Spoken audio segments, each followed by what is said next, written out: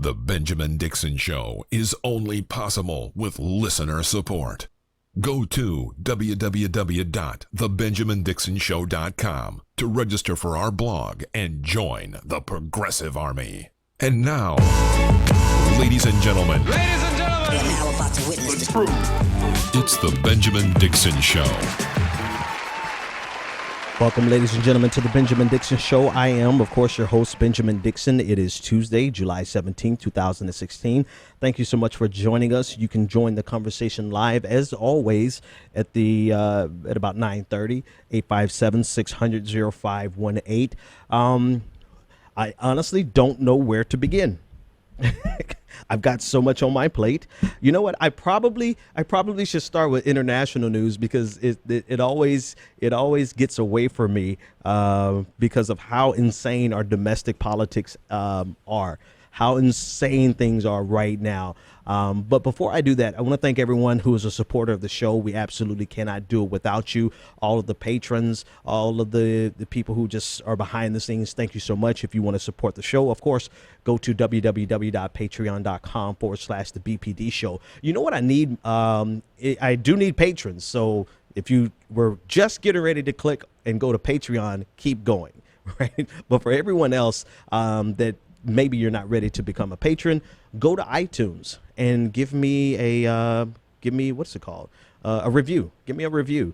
And if you love the show, say that. If you hate the show, say that too. It doesn't matter. Just, tell me the truth, but give us a review, and you can just subscribe, like subscribing and following on Twitter, all that. That's very powerful. That helps out a lot. Okay.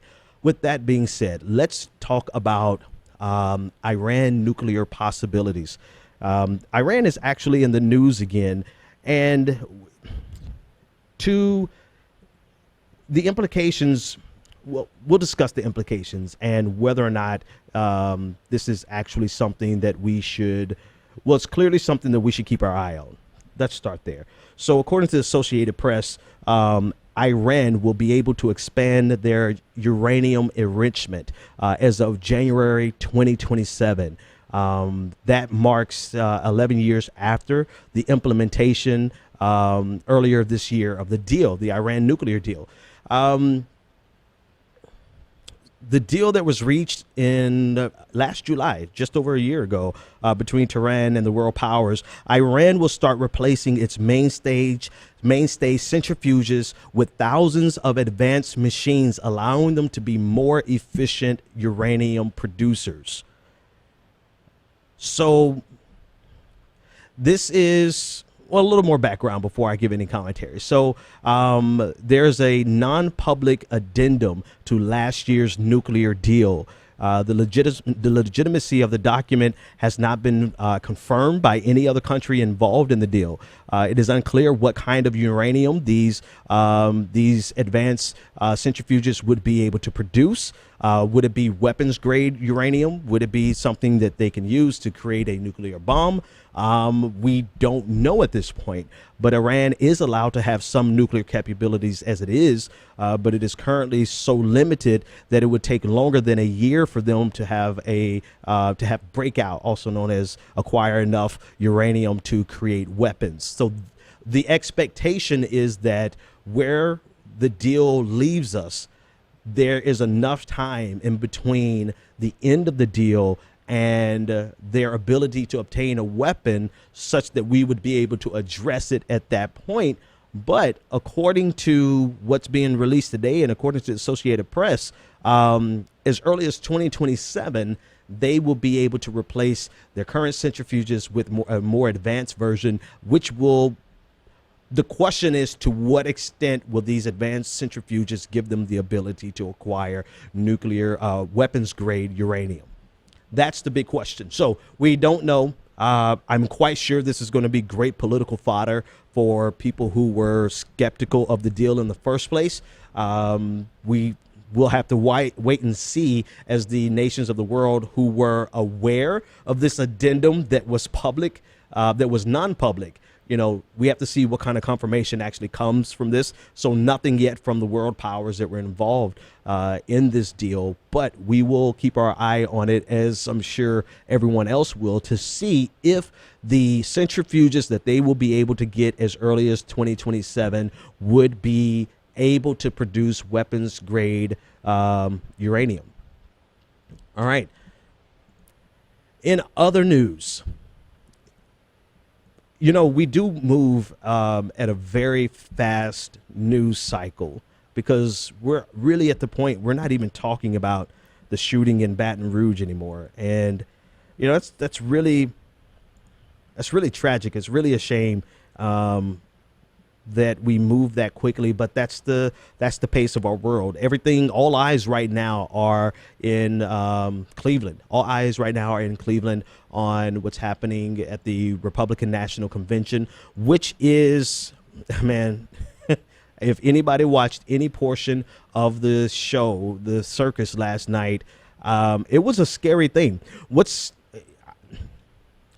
sort of scary but not surprising is that the big takeaway from last night was Melania Trump's plagiarism, and we'll discuss that in a moment. But there were so many other things that happened last night that were legitimately scary, that should have set off the alarms of a rational electorate. But it goes to show you that our electorate is anything but rational at this point. At the convention last night, Scott Baio, the actor, he got in on the action. Who else was there? Let's see. Antonio Sabato Jr., Willie Robertson, Joni Ertz, Congresswoman Joni Ertz, Melania Trump, of course, Sheriff Clark. Sheriff Clark is the... So I do my best to avoid calling people easy things like Uncle Tom's. That's easy. It's inaccurate historically with regard to the actual story they derive it from. But it's easy. I don't like to call people that. Uncle Ruckus from Boondocks. I don't like to use those terms. But to more adequately describe Sheriff Clark, the black sheriff from a Minnesota county, he is the face and the voice of the hatred and the racism that a lot of conservatives wish they can say to black people, but they know they cannot say it and actually still be politically viable. So, of course, he becomes a shield for them, and not just the shield, but the spokesperson. I'm telling you, the highest paying job that you can probably get would be to be a black person willing to say the things that the GOP, that Fox News wants to say, but they can't say and get away with it. Right. So some of the highest paying jobs has to be a Stacey Dash, to be a Sheriff Clark, to be all of these people. So he got on stage last night and really just spewed out some of the most hateful vitriol towards Black Lives Matter, towards the situation with police officers abusing and brutalizing and murdering black people. I mean, he showed up in his full sheriff, regalia, and really did the bidding of for sure, I believe he believes it, right? I don't think he's just getting up there saying things off a script. This dude genuinely believes it. And that makes it that much more scary, right? It's scary to see that the I don't know if it's hatred, but it is part hatred. This intentional hatred, a very methodical hatred, well thought out, very, very calculated. Sheriff Clark's every word is calculated to please a certain part of the electorate, to appease police officers who believe his rhetoric, and to agitate and aggravate the black community. That's his role, and that's what he got. That's what he was on stage for last night. The crowd started cheering "Blue Lives Matter" when it was announced that there was an acquittal in the Baltimore the cop who was a part of the Freddie Gray murder. The crowd started cheering "Blue Lives Matter." Clark celebrated the fact that another Baltimore police officer who was indicted had been acquitted. So, of course, the crowd celebrated, and now they have the right to celebrate without saying, oh, I'm not a racist because here's this black man who is up here saying it. We're just supporting him, right? So that's the role he plays, and I'm sure it pays quite well, particularly at Fox News. Giuliani was like out of his mind last night. There's a video, and I want you to go to Twitter, find my timeline. Like, it was a good mashup between Giuliani's speech last night and this elderly man on London Has Talent, who was like, really, really old. And I don't want to be ageist, but he was an old, funny guy, but he was singing, let the bodies hit the floor, let the bodies hit the floor. And he was just going like out of his mind, screaming at the top of his lungs. And they played that side by side by Giuliani. And you know what? That is who Giuliani has become. That's what he's done. His tenure as a mayor of America's mayor, at this point, he's really just your crazy old uncle who will say whatever everyone else knows shouldn't be said, but he's not only going to say it, he's going to scream it to the top of his lungs. That's who Giuliani is. And nothing he said was actually coherent. He quoted President Obama saying, what happened to there's not a black America, there's not a white America, there's only the United States of America. What happened to that? Well, I'll tell you what happened to that. It never really existed. President Obama was trying to project that onto America and say that this is the society that we can become. But Giuliani and the rest of his hooligans at Fox News did everything they could to ensure that President Obama's lofty and idealistic dream of not having a divided America, but having a unified America, they did everything they could over the last 8 years to make sure that never happened.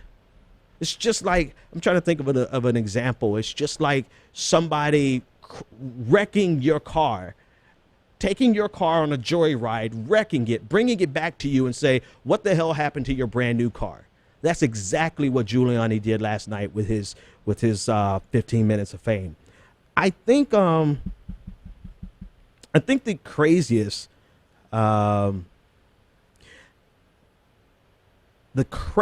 portion, I'm just going to play it. And unfortunately, I'm sorry for those of you who are listening via radio. You're not going to be able to hear anything. But the craziest part of the night was the entrance by Donald Trump.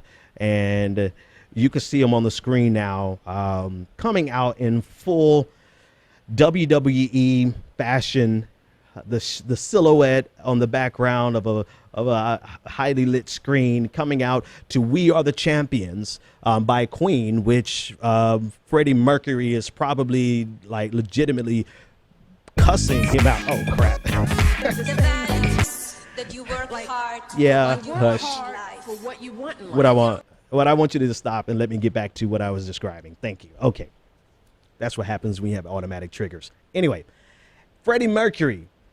I wonder who cleared it. First of all, I wonder, there's always usually a story when someone uses the music of an artist that the artist hasn't approved it. Of course, Freddie Mercury is not alive to approve it, but Queen is still very much an entity and an organization. So I wonder if it was approved, first of all. But then two, the fact that his music was being played at the preeminent bigoted platform of the year.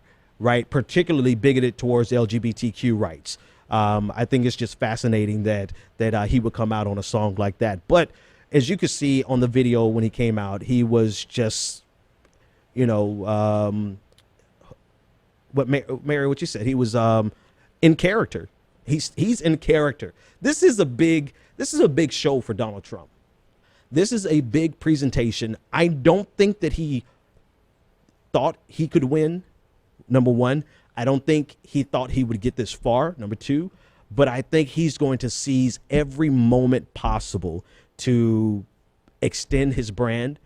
I mean, think about the opportunities that he would have for his brand if he doesn't. He can make far more money without winning than he would being president for the next 8 years, right? So this is Donald Trump's brand. That's how he came out. He came out like he was in a wrestling match. He came out like it was and people were really, celebrating this. I don't want to call him a madman. I don't think he's a madman. I think he's just a buffoon. And this is your party, Republican Party. Congratulations. All right. So, of course, the big story out of last night, besides the Islamophobia, besides the racism, besides the dog whistles, besides the the audience was completely white. Maybe you have to get a Where's Waldo map to find some people of color. Besides all of those things that really should piss people off, the big story was Melania Trump's plagiarism of Hillary Clinton. So let me play that clip. The values that you work hard for what you want in life. For what you want in life. That your word is your bond. That you do what you say you're going to do. Keep your promise. That you treat people with dignity and respect, because we want our children and all children in this nation to know that the only limit to the height of your achievements is the reach of your dreams and your willingness to work hard for them. Yeah. So this is the big takeaway from last night. So clearly it is plagiarized. Clearly it is ridiculous that no one caught it. No one really, everyone's pointing the fingers at each other. Some of the committee members from the RNC, they're pointing towards Melania Trump, saying that this is her fault. Some of the staff members from Donald Trump's team is saying, no, this is staffer's fault. Everyone is looking for that person who's to blame. It's identical with very little variations. It was a long speech, so there was a lot more to the speech, but clearly this section, if they put her words exactly in quotations inside of Google just 10 minutes before she got out on stage, they would have found out it would have gone straight to Hillary Clinton. To Michelle Obama. Would have gone straight to Michelle Obama. So there's no real excuse from a professional level for her team to allow her to go out there with, unless she insisted, these are my words. I don't know. We don't know what's happening in the background, but everyone is making hay out of this. This is all everyone's talking about all day. It is funny. From a ha-ha, he-he, this is kind of funny kind of situation. It's funny that this type of error would happen on a national level. Part of me, because I don't know, man, I'm trying to get rid of my humanity, but I'm still a human being. I kind of feel bad for the lady because if she wasn't ready for the ire of let's say half of the American electorate, she surely walked into something last night that she was not ready for. That's just that's the little bit of humanity that's left in me that actually feels bad for her. The other side of me is like, that shit was hilarious. Twitter took her to task. Actually started by Jesse Williams, the actor from Grey's Anatomy, who gave the speech at the BET Awards a few weeks ago. He started famous Melania Trump quotes, and he started with, I believe, something from Harriet Tubman, and I could have freed a lot more slaves if they had known they were slaves, and hyphen Melania Trump. They went through the 90s. And just took all the hip hop. It was all a dream. I used to read Word Up magazine. Melania Trump. They drug her. They're still dragging her. Matter of fact, if I look at Twitter right now, I guarantee you that hashtag is still in the top 10, because it was on the top 10 all night. And it actually goes to the fact that, man, you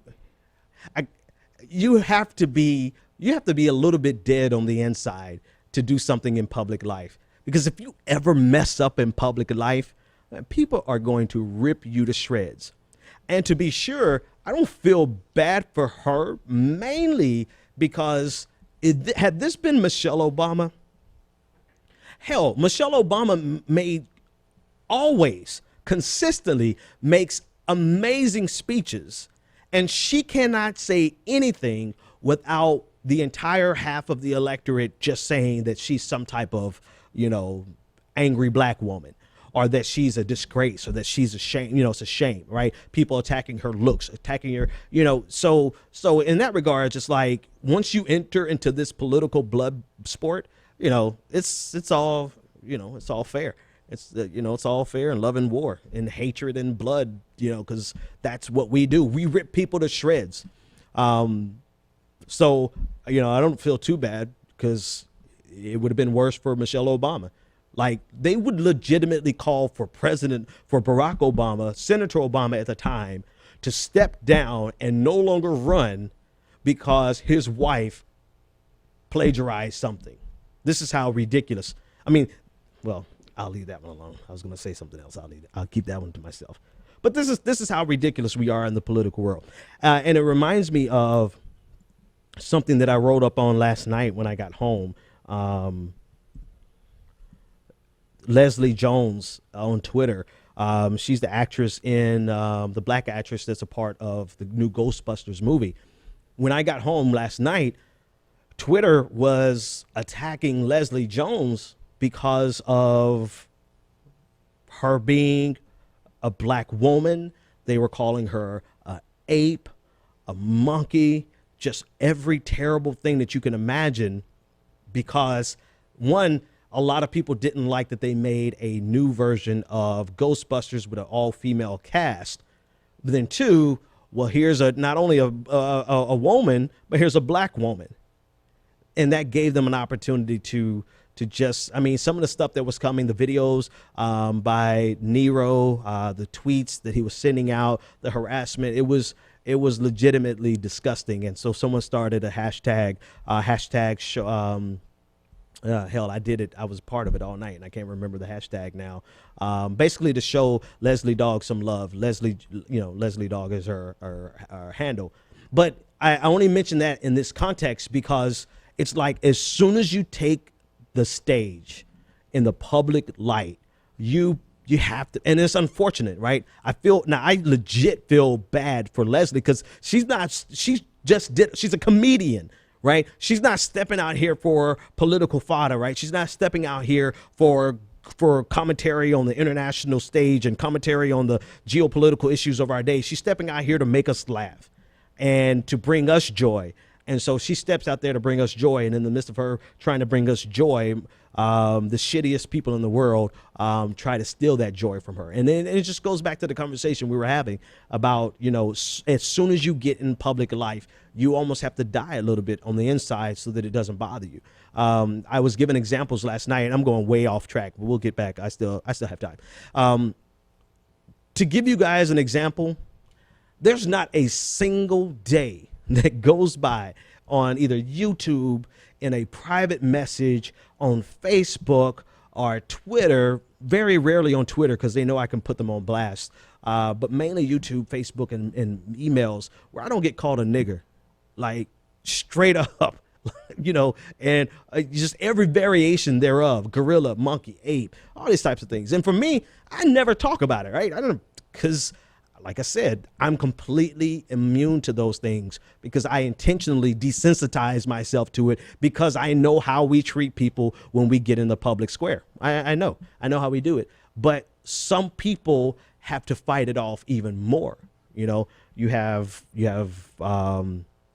marginalized groups who are attacked because of their identity, and they are attacked expressly because of their identity. So I just put that in the middle of the show just to say something. But, if I have any sympathy whatsoever for all of the shit that Melania Trump is getting, it's only because I know the shit is like magnified tenfold for everyone else, right? For anyone else that's on the stage, let it be a black woman on stage, she's going to catch hell, even if she does a great job, right? So it's just what we do. We like to destroy people. That's our sport. That's our world. That's what we do. Anyway, 857-600-0518 and join the conversation. In other news, Hillary Clinton, actually, let's talk about Hillary Clinton. Hillary Clinton has an interview that's airing tonight on the Charlie Rose Show on PBS. And what should we say about, there's a lot to say about the overall interview. I want to play a particular clip of what she said expressly about Bernie Sanders moving her to the left. Listen in. You say that, they say, I'm sure she believes that, but that's one more example of the impact of Bernie Sanders on this race. And the Democratic Party has moved to the left, and the Republican Party has moved to the right with Donald Trump. And there is no center more, and it was the center that got Bill Clinton elected president. First of all, that is just a wild reading of what happened in the primary. I started off talking about getting to universal health care coverage. I started off talking about making college affordable. I'm proud of the campaign that Senator Sanders and I ran against each other, because it actually was based on issues. But did he move you to the left? No, he moved... Not at all. No, Did he move the Democratic Party to the left? Well, I think he got more people into the Democratic Party, and we are the center-left party. And I'm proud of that. We are the center-left party. Center. But it's center-left. And part of what we have to do is prove that government can work. Yeah. Okay. And not Thank you. So I played that clip. Great clip.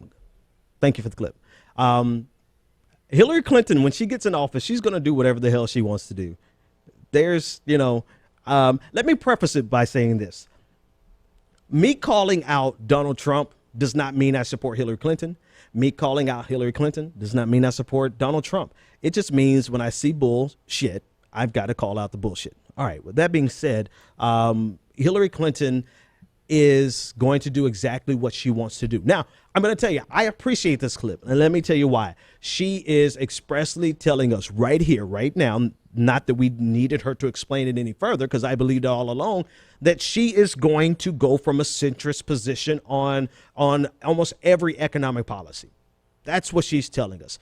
And the only thing that really is surprising to me is her supporters who still want to say that she's going to be the most progressive candidate that we've had, that she's legitimately as progressive as Bernie Sanders.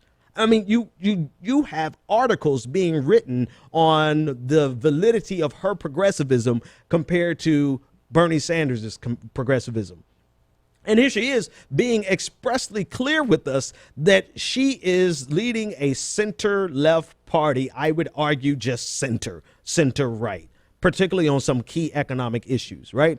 So, I want to take a gauge in about, let's say she wins in about 4 years. And I want to see her supporters, and I want her supporters to tell me, did you change your definition, or do you believe that Hillary Clinton actually did something progressive economically? I don't doubt her social progressivism, because we're almost at a point that if you're not socially progressive, you're just a bigot. And that's the way the world should be, in my opinion. Right? I don't doubt that she's going to forward some issues for the LGBTQ community. I don't doubt that she's going to forward some issues for women. I'm almost, I said I wasn't going to say it. I almost believe that she might start actually believing all the stuff she's saying about white supremacy. Not that she can actually get something done on it, but she's got a lot of black women around her right now who are telling her and training her on the issues of the black community. And she's coming out talking about it like she really believes it. And you can't say it that many times and not eventually believe it. I said I wasn't going to talk about it, and there it is. Damn it. I didn't want to talk about that. But the truth of the matter is, I think she's going to do some good things on social issues, because you just can't. We're moving beyond the stage where social progressivism is even debatable. And that's where we need to be.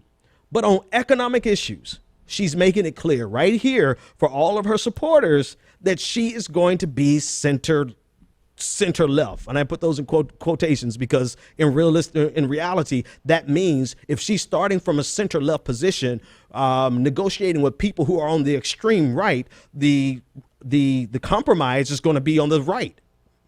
And that's where we've been for the last couple of years.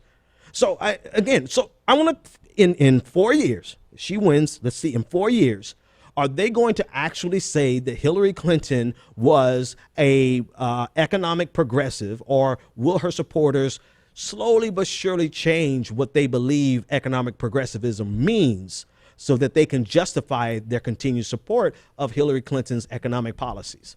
I think the latter is going to be true. In fact, my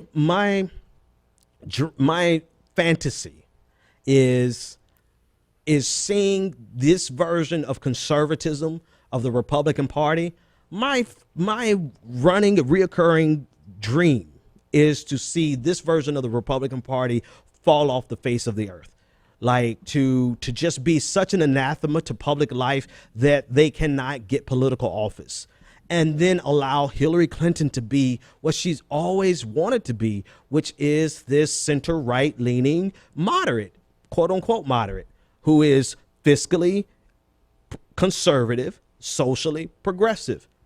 I would love, and I said this over the summer, to see Hillary Clinton become the new face of the Republican Party, or the merger between the Democratic and Republican Party, right? Going back to the Thomas Jefferson days of the Democratic Republican Party, a single party, right? That would be a revolution right there. That would be our revolution, because now the Overton window has shifted, because the right became so extreme, which they are, so absurd, which they are. And we're going to talk about some of that absurdity even more, right? They become so ridiculous that they're almost beyond the pale. They're almost beyond what's reasonable for public discourse, particularly on social issues. And we've got to push, we need to change the conversation on economic issues. But because they become so extreme, hopefully Donald Trump will do us all the favor of causing them to just jump off the cliff into the abyss of nothingness and to disappear into the dredges of society. And we don't even really know they're there because they can't get political office. And that would leave us with a debate between progressives and Hillary Clinton style neoliberal democratic politics. That, to me, that would be a revolution. That would be something worthwhile seeing. All right. 857-600-0518. Caller, you're live on the air. What's your name? Thanks for your patience. What's your name, comment, and our question? Yeah, it's me, Scotty. Scotty, what's up, man? What's on your mind? Not much, man. Just watching the shit show that is the RNC. Yep. I just heard recently, and this is breaking news, that Melania Trump just put out a statement, and it reads in following: "Are you all finished, or are you all done?" In closing, it states, "No, respect. I am not going to cry. It is not the time, because you are not worth my tears." I'm sorry, I couldn't resist that, man. Well, for my audience, wow. I know for my audience, I want you to give them the first one. Give them the source. Who the proper source is for that? I know the first one is Birdman, right? Okay, the first part is Birdman. I thought and so. The second part is Mary J. Blige. No, I'm not going to cry. I'm like, oh God, that was horrific to watch. But then again, it's a typical RNC, circus. That's pretty much what it is. It just has a better ringmaster this year, and like nobody is even they're not even hiding the fact that it's a circus. It's a circus. And as far as what Hillary Clinton just said, and I don't understand what you're saying as far as, she wants to position herself as the new, conservative. Oh, I don't think she wants to do that. But I don't think that's the idealistic. No, I think she's trying to consider herself. She's trying to redefine what progressivism means, which we're not going to allow her to do. I'm just saying the best case scenario would be for her to be the new face of conservatism. I think that new media, if this was the 1990s, it would work. But because of new media, you guys, the Young Turks, Jimmy Dore, all you guys are here to actually expose that. So that's not going to work. And I understand that you said that the Democrats want to be able to push progressives out of the party. Well, the problem with that is that the progressives will actually expose what's going on. And when I mean progressive, I don't mean Chris Hayes or Rachel Maddow or Vicari Sellers. I mean, like actual progressives. Yeah. That we really, we can't allow stuff like this to go on. Mm-hmm. You can't dress up identity politics as neoliberalism. Mm-hmm. I mean, you can't do that. Like, but I think yeah, for those but- exact reasons, though, because they can't get away with it, I think it's all the more reason we see that there is a legitimate debate happening. We're having a debate, in my opinion, we're having a debate between substantive policy differences, and people try to minimize it as if they're not big differences. But the difference between a Bernie Sanders platform on economic policies is tremendously different than Hillary Clinton on economic policies. And we can see that particularly with the TPP. We can see that environmentally on fracking and no ban. Mm-hmm. So there's some very serious substantive differences. And I say that because the reason I say that is rather because that should be the debate that we're having between progressives and neoliberals really should be the debate that we're having on the national stage. That should be the Overton window. That should be the range of our discourse, because this shit that the Republicans are talking about last night on the RNC, that's just insanity. And it's just utter insanity. And I think maybe we'll be able to thank Donald Trump for being as ignorant as he is to expose exactly how ignorant the RNC and conservatism has become, and to really push them out of the national conversation, because I'm telling you, it is so ridiculous what we're seeing right now this week. It's like it's like a convention for the worst episodes of Fox News. It's like it's Sean Hannity on stage and Glenn Beck on stage, and this has become a major party. So for me, it's really about cutting off that insane conservatism and allow Hillary Clinton to be what she always wanted to be, which is this center-right triangulating person, and let's have this debate between progressives and neoliberals, because that's the only rational debate that's going on right now. Everything else is insanity. Mm-hmm. Yeah, the problem with her doing that is that her husband and Barack Obama already achieved that. Mm-hmm. They've already done it for like 2 terms, so that's why I said it's not going to work this time. And you, Ronnie Akalik, are going to expose that. And good show, and peace out. Hey, man, thanks for the call. Appreciate it as always. 857-600-0518. I think we're saying the same thing. Like, it's not going to work in the perspective that she's not going to be able to redefine progressivism, right? Clearly, the progressives have come out. Here we are. We're not going anywhere. We know what we represent. We know what we stand for, particularly on economic issues, and expressly on social issues. We know exactly what we're fighting for on social issues. But we know that. We know that we're almost at a stage on social issues where, we're at a stage where we're debating the rights of trans women and trans men, the LGBT community at large, but we're actually at the point where we're fighting for the rights of transgendered people across the country. Once we have these fights on social issues, then we won't ever be done. So I don't want to say it in the sense that we'll be done, but there really won't be many teeth that the Republicans can have. The culture war, essentially the culture war is almost over. And this is what they're panicking about. When they say America has become so liberal, well, on social issues, we're getting there. We're pushing there. Yes, we are. We have pushed the boundaries. We still have some North Carolina. We still have Mississippi. We still have states that are passing legislation that is pure discrimination on social issues, right? And we have some of that being supported by some Democrats, which we've exposed and we'll continue to expose. But the fact of the matter is we're making great progress on social issues. So when people complain that America's becoming more liberal, socially we are. Economically, we are not. We are not. And that is the delineating factor. I think that is the only thing that's left to debate. So I say that expressly to say this, is that you can be a social progressive that doesn't make you a progressive. You know, being a social progressive doesn't give you a pass for your fiscal conservatism. It doesn't, because we're moving to a stage where now we are pushing back towards economic progressivism.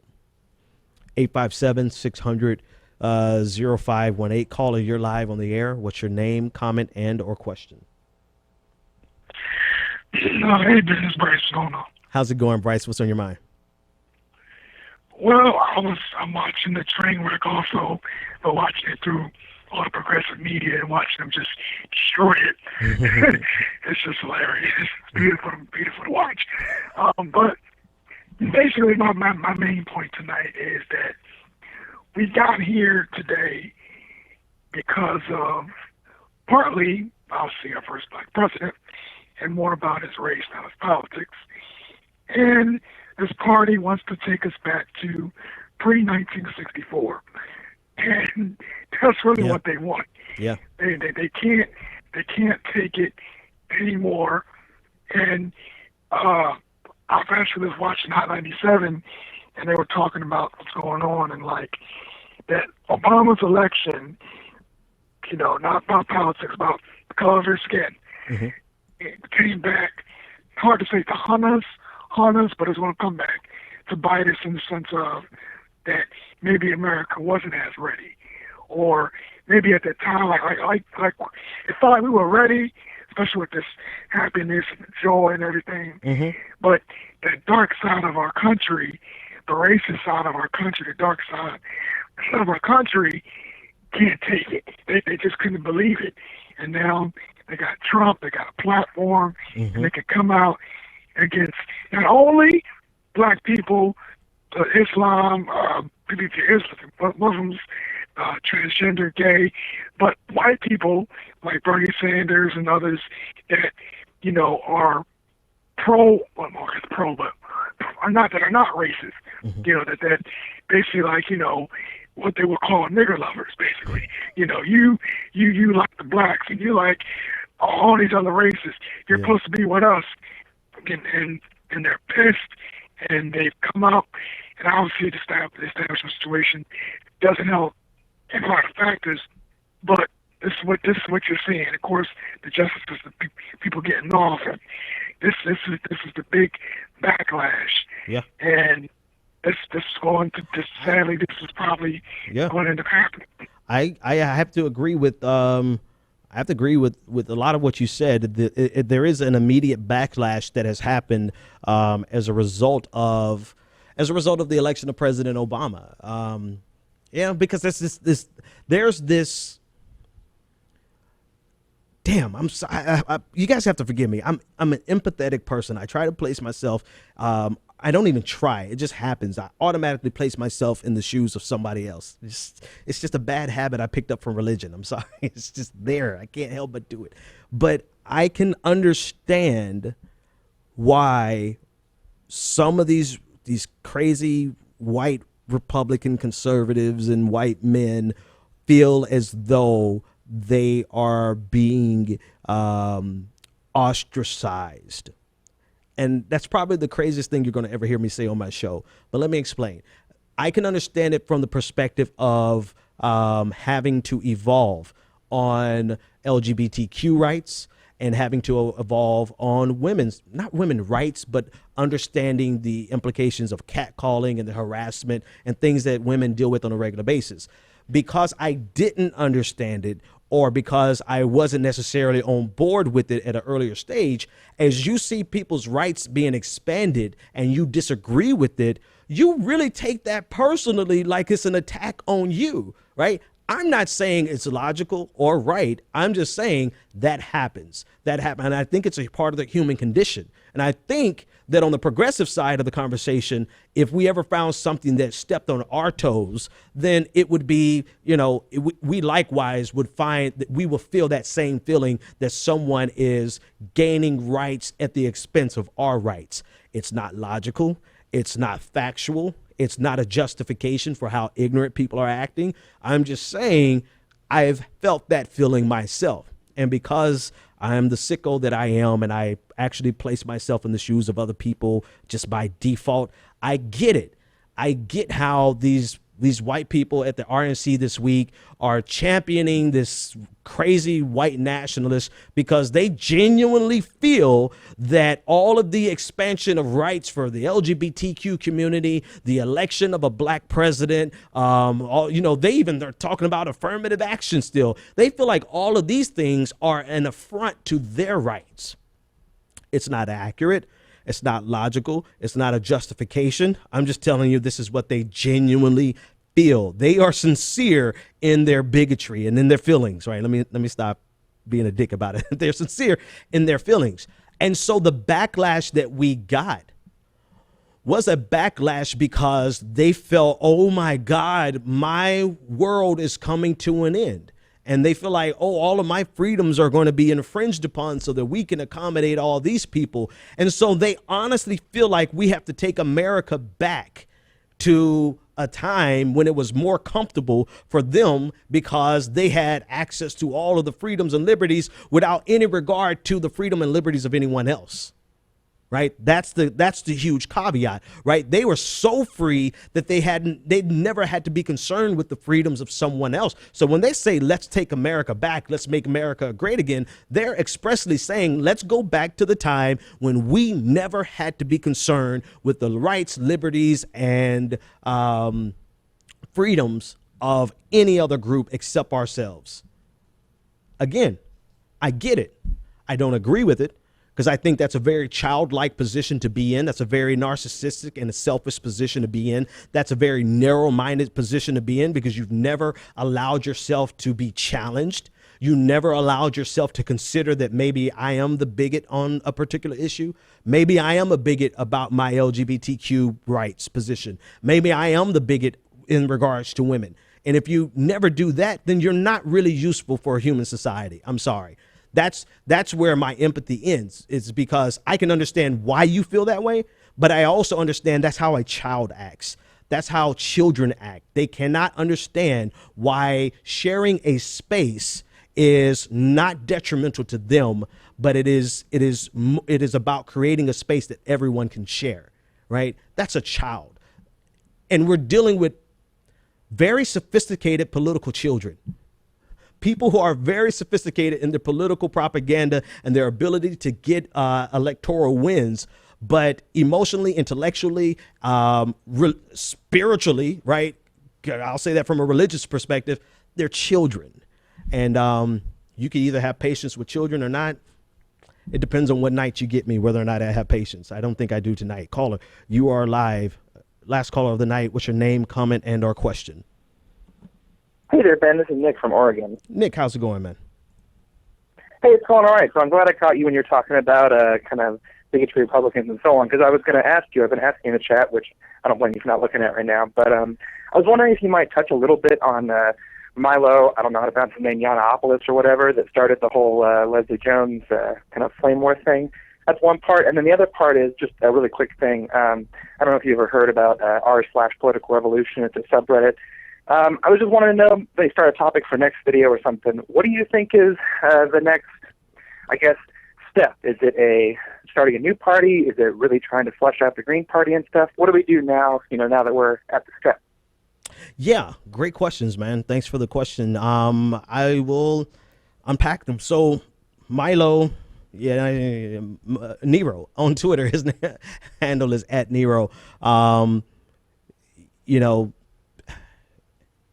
I think it's this ugly space, man. I kind of went over it. I don't mind. I definitely don't mind going over it again. The public square is an ugly place. I am not an advocate for safe spaces, for political discourse and for debates and conversations, debates rather. I'm not an advocate for safe spaces because I feel as soon as you present yourself publicly and present your opinion publicly, you should be able to handle criticisms of your opinion. So I'm not really of the opinion that we should be silencing people from a political perspective.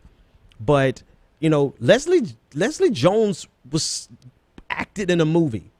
She was just an artist. She wasn't presenting a political position or an opinion on an issue that deserves this lack of safe space, if I could say it like that, right? I'm not, if you go out into the public square and you yell Black Lives Matter, then damn it, you should be ready and able to handle when people say all lives matter. Not only able to handle it, but to allow them that same space that you have to say Black Lives Matter. So in that regard, I don't believe in safe spaces and on Twitter or anywhere else. But that's not what Leslie was doing. I mean, she was simply doing her job. She created a movie and people attacked her because of her looks. They attacked her because of her character in the movie. They attacked her for all sorts of things. And to me, I think at that point, I just let people live, man. Let people live. And I have seen some other artists get certain protections from Twitter. Right there, they will, you'll see accounts suspended. Even your girl, she has, what's the girl that has the same name as the rapper who can't rap, the white girl rapper who can't rap?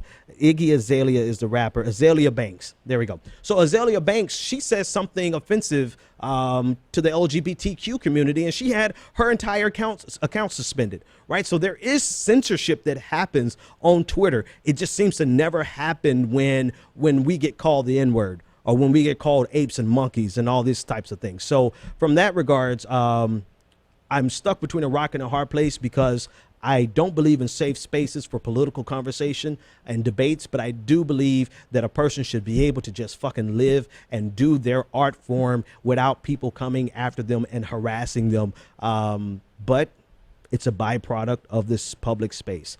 That's number one. What do we do as progressives? And then we'll get out of here. As progressives, I think as progressives, we help. You do what you want to. First of all, number one, do whatever you want to do. I'm not going to tell you who to vote for. I'm not going to tell you that you have to vote. I'm going to tell you to do whatever the hell you want to do as a progressive. If you want to support the Green Party, by all means, go all out. Help them win. If you want to support Hillary Clinton, by all means, do what you want to do. You got everyone is welcomed here. If you want to support Donald Trump, you're the only person that's not welcomed here. All right, that's the caveat. But in terms of the movement going forward, we must continue to draw the distinction between our economic policies and our international foreign relation policies and that of the Democratic establishment. The reason I say that is because we can help push and facilitate this. Let me start here. If we can help bring an end to this modern version of conservatism, this rabid, racist, xenophobic, nationalistic, know-nothing version of the Republican Party, then we can actually have our own revolution where the conversation would be between the right side of the Democratic Party and the left side of the Democratic Party. I think that should be our goal, to push the Overton window so far back to the left that the extreme right that is on stage right now at the Republican National Convention is no longer acceptable in our political discourse. Because to be sure, it's not about silencing them or censoring them. It's about a competition between ideas and what's acceptable in our national discourse. 8 years ago, it was not acceptable for us to say that we're communist or socialist at all, right? And now we're actually at a place where we can have conversations about the differences between socialism and communism. We can have that conversation publicly. And so the national conversation is a pendulum that swings back and forth. And we have every right to push the Overton window back to the left, to truncate off the Trump faction of the GOP so that is outside the acceptable conversation and the discourse, the national discourse rather. And so the real debate will remain between the left of the Democratic Party and the right of the Democratic Party, which would mean Hillary Clinton would be the new face of the GOP. All right. The last thing insane that happened last night is almost, you know what? Let me not even describe it. Let me just play it. Business, though, does get a little tired, Charlie. I mean, I'd ask ask you to go back through history and figure out where are these contributions that have been made by these other categories of people that you're talking about. Where did any other subgroup of people contribute more to civilization than white people? Than Western civilization itself, that's rooted in Western Europe, Eastern Europe, and the United States of America, and every place where the footprint of Christianity settled the world. That's all of Western civilization. Yeah. So that's Representative Steve King, Republican Steve King, on MSNBC last night, speaking with Chris Hayes. And he challenged us. He said, I'd ask you to go back through history and figure out where are these contributions that have been made by these other categories of people that you're talking about. For context, the question came from one of the guests on the panel.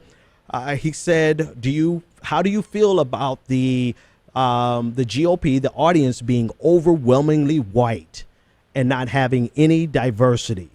And do you feel like that's problematic? And Peter King's response essentially was, this is getting old. This is getting tired. I'd ask you to go through history and figure out where are these contributions that have been made by these other categories of people. And he referred to them as subgroups of people. Where did any other subgroup of people contribute more to civilization? And then he expanded it and said Western civilization. Okay. He asked us to do it, so we'll do it. Where did people of color actually contribute to civilization, Peter King? Well, first of all, civilization itself. Ancient Mesopotamia. Our legal system, the laws, the Code of Hammurabi, algebra from the Islamic world. Algebra itself came from the Islamic world. Advanced astronomy from the Islamic world. Paper, the paper we write on, from the Chinese civilization. From the printing press, the Chinese. Gunpowder, from the Chinese. The compass, from the Chinese. Clocks, from the Chinese. I mean, should we go on and on and on? Let's skip a few generations and go to the contributions that African Americans have made to America. The fact that African Americans helped build this nation, not figuratively, but quite literally. James Baldwin stated that our bones, our ancestors, our bones are buried here. So this quote unquote subgroup that Peter King is referring to, we actually help not only build civilization itself, but build America directly. The White House, because they could not get labor from a call that they put out for labor, they had to revert and get slaves to help build the White House. You also have contributions in science from people like Charles Drew and the blood transfusion, which millions of people would be dead right now because if not for his contribution. And let's not talk about our society in general, where we live and enjoy all of the frivolous things that we enjoy today, that we still are exploiting cultures that are non-European, non-white cultures, Peter King. Our chocolate, we're getting from slave labor. Factories in China right now, people are working so hard to produce our technologies and our iPhone. People are literally killing themselves to be not even willing contributors to this society, but we are exploiting them throughout history. If we want to talk about the things that white people, because, white people have contributed some things to society. Europeans specifically have contributed things to our society, Peter King, and you're right, including apartheid, including the machine gun, including the Atlantic slave trade, including the opium wars, including all of the things that are leading to this climate catastrophe that we're heading towards. Those are quite literally benefits of the white community, of the European culture. Now, are there some good things that white people in European society have given us? Absolutely. But the point is not for us to compare and say one has done more than the other. The point is, don't sit there as an elected representative in the United States House of Representatives and completely erase the entire history of people of color black and other, what we have contributed to this civilization. And it's almost so ridiculous that I shouldn't even address it. But the problem is, this is not some random white supremacist website. This is a sitting U.S. representative who genuinely believes that subgroups have not contributed to Western civilization, when in fact the exact opposite is true. Without these quote unquote subgroups, we would not have a Western civilization. We'll see you next time. The Benjamin Dixon Show is only possible with listener support. Go to www.thebenjamindixonshow.com to register for our blog and join the Progressive Army.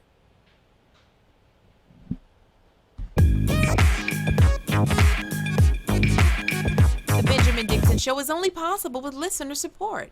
Go to www.thebenjamindixonshow.com to register for our blog, join the Progressive Army, and support The Benjamin Dixon Show. It's Ben Dixon!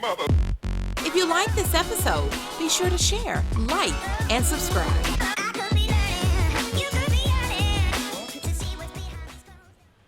Consider becoming a Patreon. Go to www.patreon.com/The BPD Show and support The Benjamin Dixon Show.